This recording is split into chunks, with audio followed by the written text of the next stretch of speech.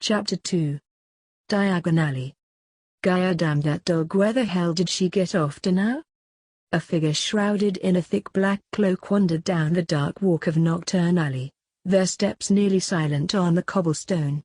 Brilliant glowing eyes swept around looking for the large black dog that had once more run off. Dark Nation. Here, girl. Sighing, the figure glanced down a side alley. Why did that damn guard hound have to go running off into this section? Nocturne Alley, no matter how many times he had been in here, always gave him the creeps. The dark magic that poured from the very walls set his nerves on fire. Reaching under the cloak, his hands wrapped around the hilt of his sword, feeling the familiar leather wrap, he dropped his hand. Any wizard stupid enough to try and attack him would find out very quickly they were utterly outclassed. Turning down towards the end of the alley, he stopped, seeing Dark Nation disguised as a large black dog sitting patiently at the side of a young boy. Ducking back behind a stall, the figure looked out around the edge of the stall, brilliant glowing eyes looking over the young boy. He was tall and lean, not overly skinny but obviously not a fighter in any way. He wore a very high-end black suit, short platinum blonde hair was slicked back on his head. Grey eyes held an arrogance the figure had not seen in a very long time. It can't be. Stepping out from behind the stall, the figure let out a high whistle. Dark Nation tilted her head, dark brown eyes locking onto him, but she did not move from the boy's side. The boy in turn looked up, a sneer crossing his face. "Is this yours?" His voice was a low drawl that spoke of extreme arrogance. "Yes, I apologize, she likes to get away from me."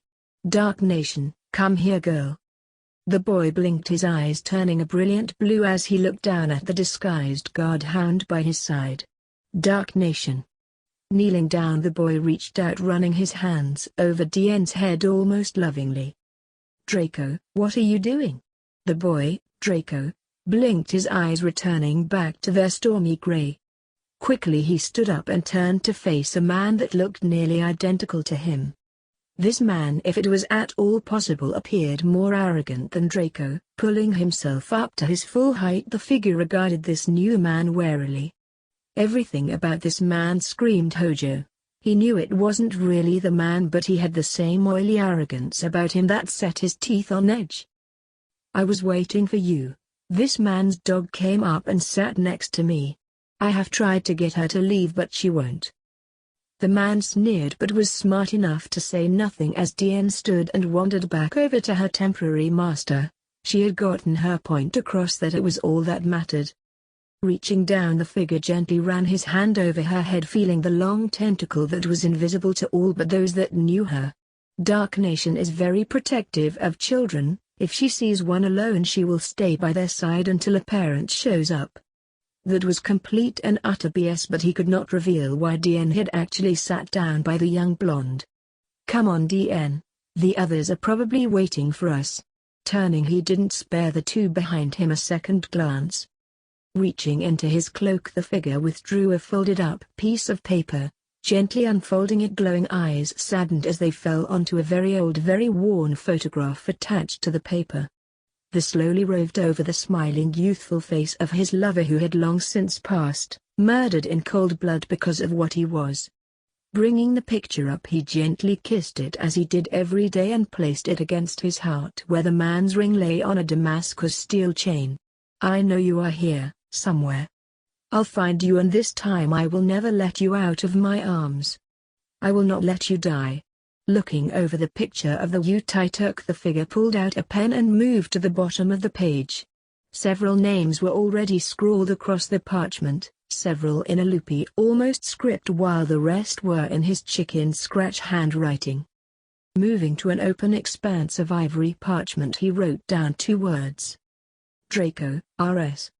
Sighing in irritation, Harry walked down diagonally, Ron and Hermione beside him. He was used to being stared at, but never before had it been like this. He knew it was because of the Daily Prophet and the whole mess with the Triwizard tournament last year. Surprisingly, he had stopped feeling anything a few weeks ago, was almost as if he could bury his emotions behind a wall so he didn't have to feel them or face them. Looking back upon Cedric's corpse, he no longer felt the horror at having watched someone he knew die. It wasn't the normal numb everyone in the Order had said he was experiencing.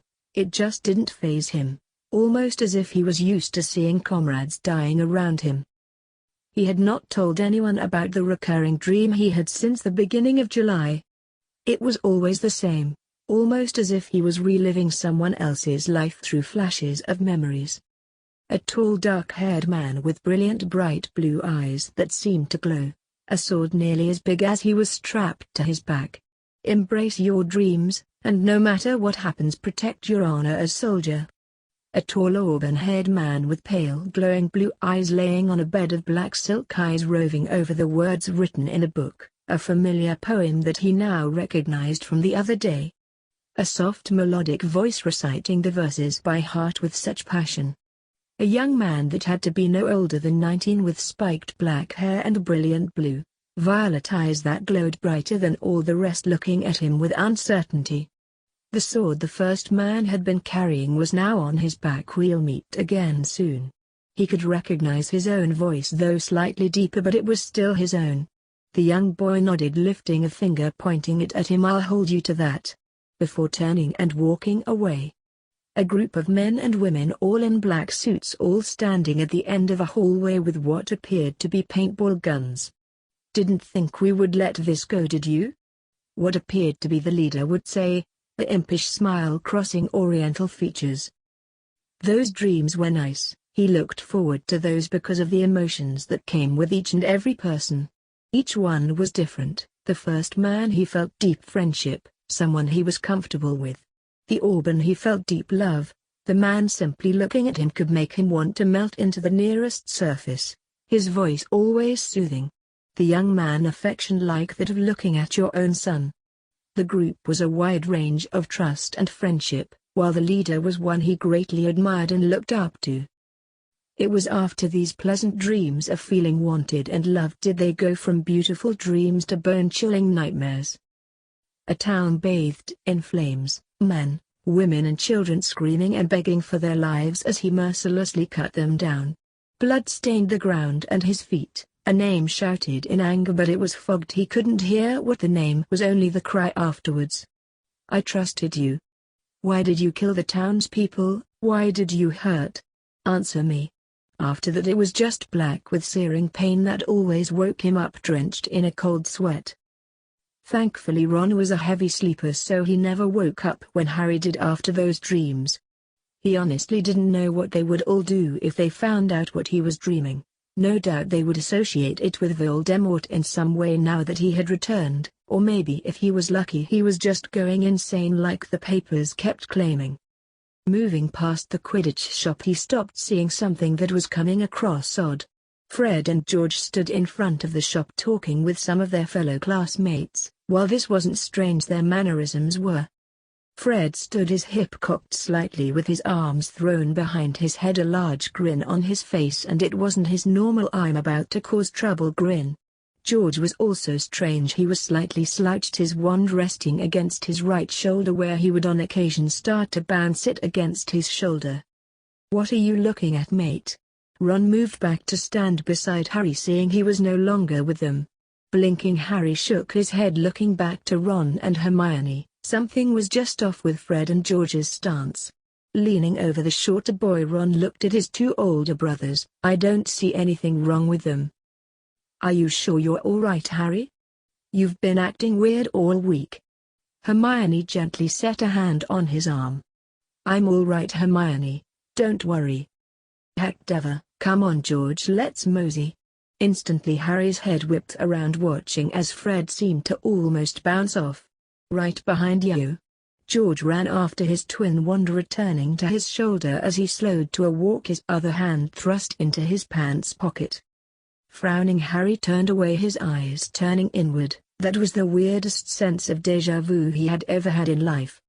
He could have sworn he had seen the movements and heard those words before. Harry, you coming? Shaking his head, Harry allowed his emotions to blank out before turning and moving off after his two friends. What do you think? Two sets of glowing eyes watched the small group moving through Diagon Alley from their vantage point atop Ollivanders. Both figures were draped in heavy black cloaks concealing their faces and bodies. The figure who was spoken first waved a crimson-gloved hand towards where the group had disappeared into a bookstore. Those that are in direct contact with him are starting to awaken faster than those who are not. The second figure shifted, revealing a black leather-clad leg, long black hair slipping from the hood to lay almost invisible against the fabric of his cloak. Do you feel anything about the two he surrounds himself with? The second figure shook his head just slightly, brilliant glowing eyes following Harry and Ron as they left Hermione and the store and headed back towards the Quidditch shop. No, the boy's life stream is new, so was the girl. These are new souls. A small frown crossed the first figure's face, though it was hidden in the shadows of his hood. I hope they enjoy the friendship while it lasts. That little ancient said as their memories resurfaced and they regained their sense of self. They would start to migrate together. That would be for the best. The two figures looked over, seeing a large rust-colored dog moving towards them on the roof. We have known the pain of watching someone die while we remain unchanged. The two men remained silent as the dog lay down next to the first figure, his large head resting in his lap, a single tawny eye watching them. Uncrossing his legs for the large beast, the first figure gently ran a crimson glove over his head. What did you discover, Nanaki? Nanaki raised his head, looking up at the two men that had been his only real friends over these many long years. Tomorrow many of the young children here will be departing for a school in the Scottish Highlands. There is a village just outside the school gates, a hogsmeade along with a dark forest that surrounds the school. From what I was able to pick up from the talk among the new students, the forest is home to fearsome monsters. The first figure snorted, tossing their head arrogantly. When the war of the best bring about the world's end, the goddess descends from the sky. The first figure stood, hands reaching up to push brilliant fire auburn hair from his eyes. Then we shall depart from this cozy establishment and make our way towards this hogsmeade.